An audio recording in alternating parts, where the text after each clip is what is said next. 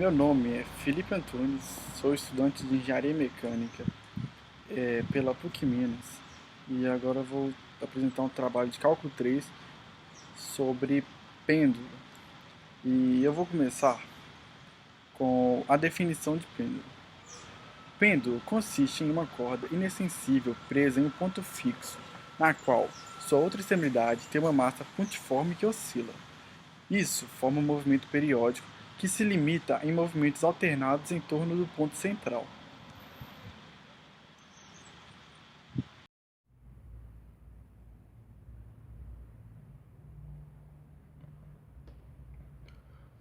Então, pessoal, nesta parte do trabalho, iremos falar na dedução da equação da função horária do movimento de um pêndulo. Aqui temos a representação de um diagrama de corpo livre do pêndulo, em que esta linha será representada o fio que liga a esferinha do pêndulo a uma haste horizontal, onde será prendido. Faremos a suposição que este fio é inextensível, ou seja, ele não estica, não varia seu comprimento. Então, teremos que, neste esquema, teremos duas forças atuantes neste pêndulo. Temos essa componente vertical para baixo, que é a força peso exercida pela massa desta esfera, que é dada por mg, que é sua massa vezes a aceleração, que neste caso é a aceleração gravitacional. Também temos a força de tensão exercida por este fio, que chamaremos de T. Bom, com esse sistema de referência adotado, temos que a força de tensão ela faz um ângulo com o eixo y, que chamaremos de θ. E também podemos separar essa força de tensão em suas componentes horizontais e verticais.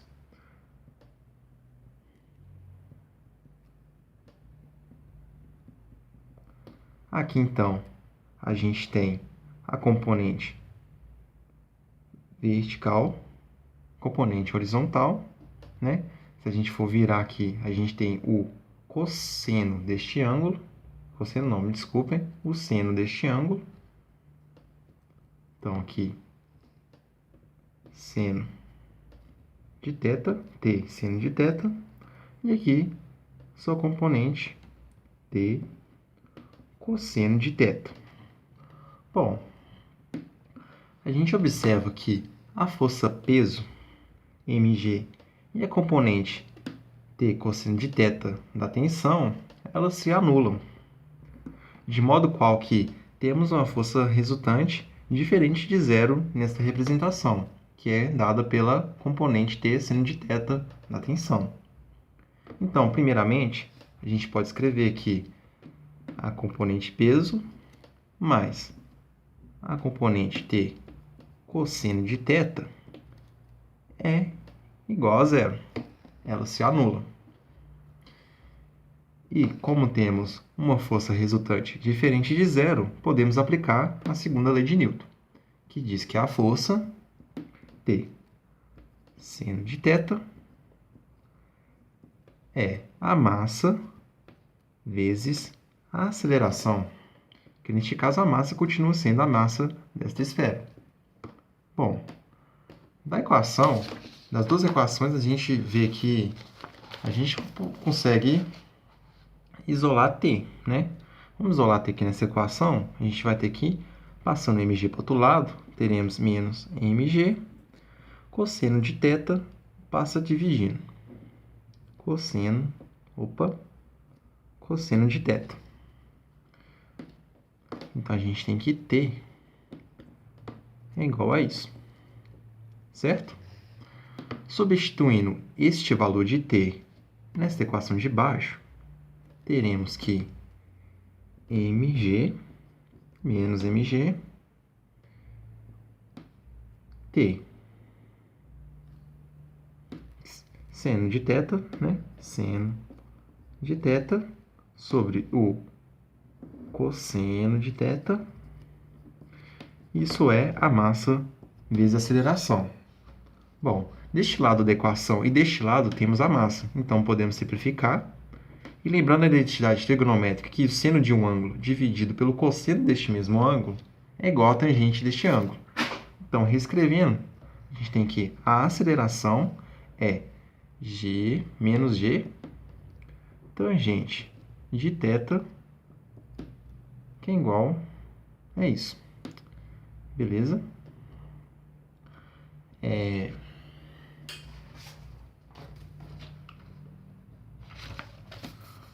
Agora, voltando nessa aqui, representação, né?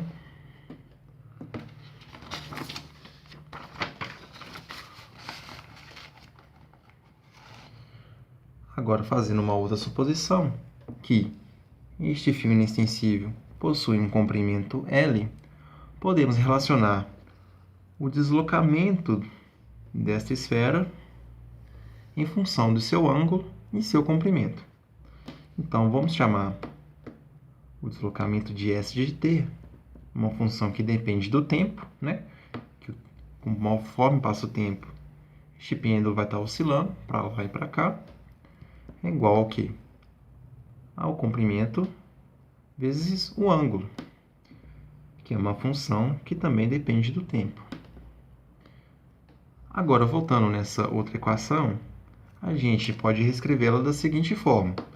Uma aceleração de um objeto, usando a notação de Leibniz, sabemos que é a segunda, que é a derivada da velocidade em função do tempo.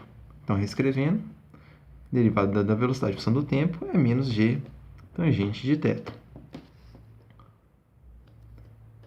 Então, onde v, né, é a velocidade linear do pêndulo, ou seja, a tangente de trajetória. Derivando essa outra expressão, teremos o quê? Que ds dt, derivada da posição do tempo, é L dθ sobre dt. Bom, sabemos que a velocidade é a derivada da posição em função do tempo, certo? Então, podemos reescrever essa equação. Velocidade é o quê? É L dθ sobre dt, certo?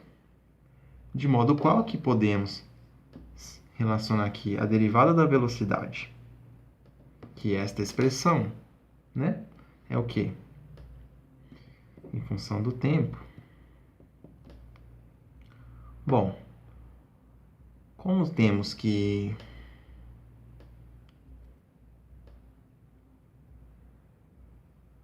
a derivada da velocidade em função do tempo é a aceleração, ou seja, a derivada em função do tempo da derivada do deslocamento em função do tempo, então podemos reescrever a seguinte equação: derivada em função do tempo de L dθ sobre dt, isso é o menos g tangente de θ. Então, temos que, como L é o comprimento desta corda, desse fio inextensível, então é uma constante, ele pode passar para fora. Então, temos que a derivada, L, derivada em função do tempo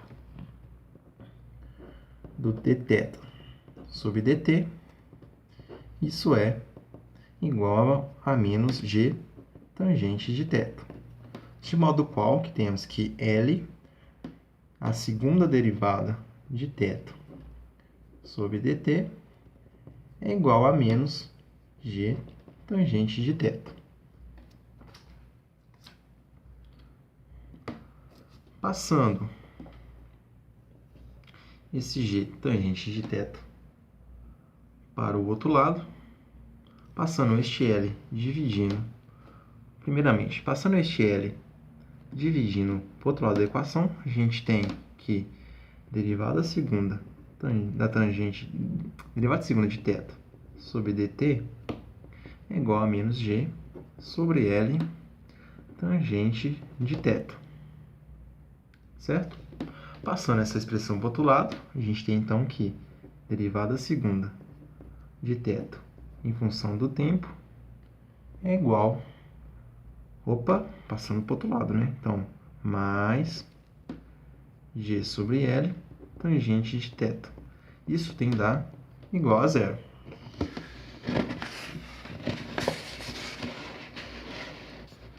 Então, chegamos nessa equação diferencial, que não é linear e de difícil cálculo.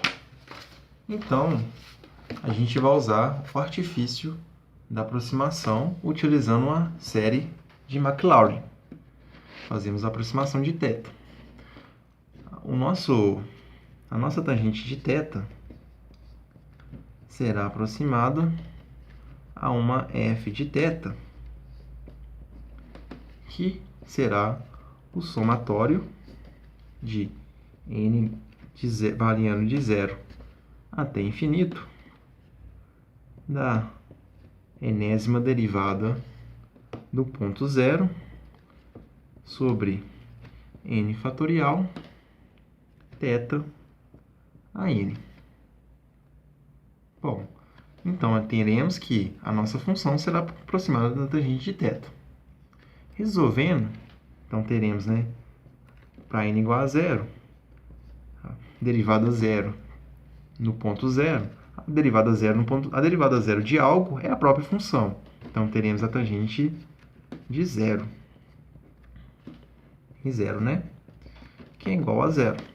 Bom, primeira derivada da tangente de θ no ponto zero é a secante quadrado de θ no ponto zero, no ponto zero. Bom, secante quadrado de θ é 1 sobre o cosseno quadrado de θ. E o cosseno ao quadrado de θ no ponto zero é 1 sobre 1, que isso dá 1. Então, teremos que a nossa tangente de θ terá a seguinte aproximação: 0 sobre 0 fatorial mais θ sobre 1 fatorial, fazendo apenas uma aproximação de primeira ordem. Então, teremos que 0 sobre fatorial de 0, que fatorial de 0 por definição é 1, temos 0, e fatorial de 1. Então, aproximaremos a tangente de θ para θ. Então, reescrevendo a nossa equação diferencial, teremos que a segunda derivada em função do tempo mais g sobre L θ, isso é igual a zero. Bom, agora chegamos a uma equação diferencial muito mais simples, que podemos resolver utilizando o fator integrante. Neste caso, fazemos θ igual a E elevado a RT. Θ elevado a RT. De modo qual, que a gente tem segunda derivada.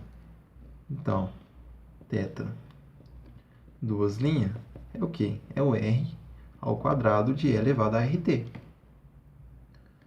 De modo qual que podemos escrever a nossa diferencial como o E elevado a RT de R ao quadrado mais G sobre L. Isso é igual a zero. A nossa exponencial, neste caso, nunca se anula, de modo a qual que o R ao quadrado mais GL é igual a zero, vai dar igual a zero. Então, temos que R ao quadrado mais GL, G sobre L, isso é igual a zero. Continuando aqui em cima,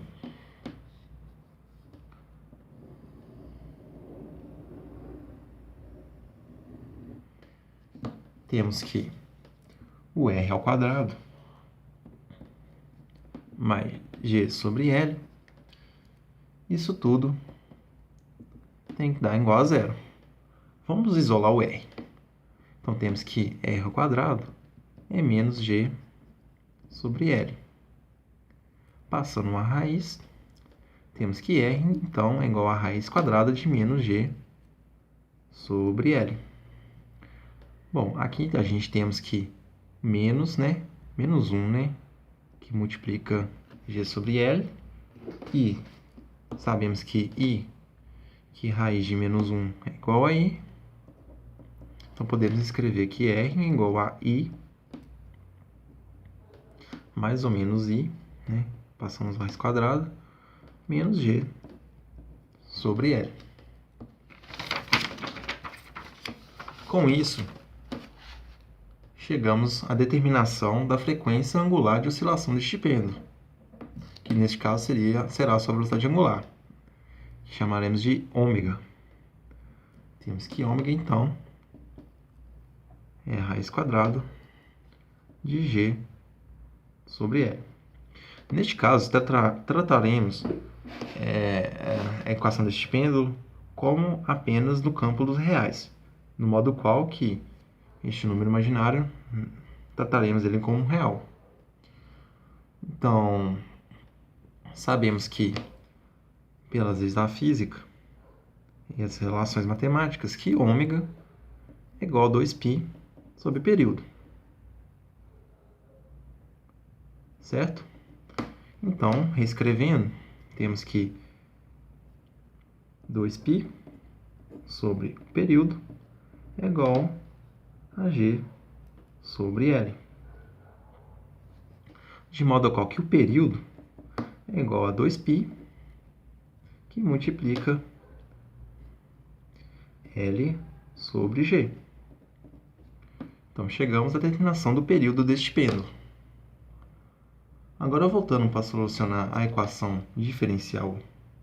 Cadê ela? Cadê a nossa equação diferencial?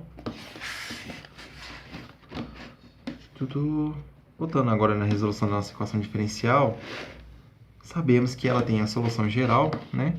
Que é dada, né? O θ em função do tempo é uma constante A elevada à exponencial de I raiz quadrada de G sobre L. Em função do tempo, mais uma outra constante, chamaremos ela de B, de E elevado a menos I raiz quadrada de G sobre L. Isso também em função do tempo. Como sabemos que o período, que a velocidade angular é igual a G sobre L, podemos escrever essa equação de uma forma mais enxuta. Então, teremos que o θ em função do tempo, o deslocamento, é igual ao A de E elevado a I ômega, mais o B de E elevado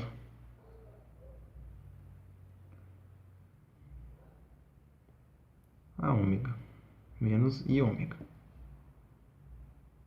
Certo? Agora, usando a expressão de Euler de Moivre, que é I é a exponencial de I a uma variável, ela é igual ao cosseno desta variável, que neste caso chamaremos ela de gama, mais o I de seno deste ômega, deste gama. Comparando essas duas expressões, vemos que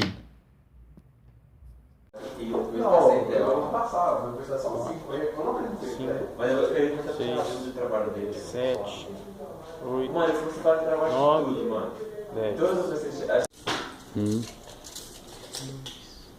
3, 4, 5, 6, 7, 8, 9, 10. No exercício 38 foi encontrada essa inequação para achar o período. Para aplicar os resultados do exercício 38 na prática, pegamos um pêndulo e soltamos ele de um ângulo de 10 graus, inicial de 10 graus e o outro de 42 graus, e achamos esses períodos. Para achar os períodos, nós calculamos o tempo de 10 oscilações e dividimos por 10, pegamos a média deles.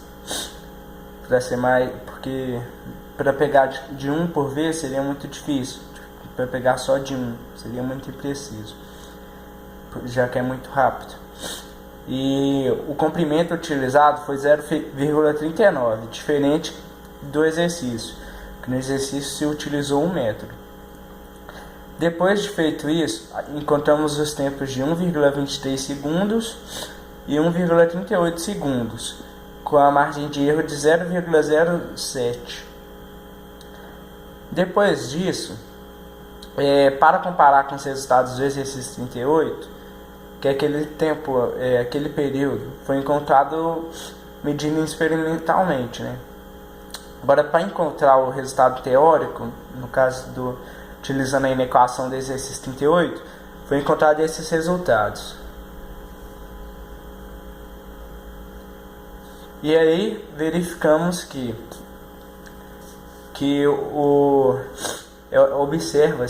é possível observar que no ângulo de 10 graus o resultado ficou mais próximo do resultado que nós medimos experimentalmente do que o ângulo de 42 graus. Isso acontece porque essa fórmula é mais precisa para ângulos de pequena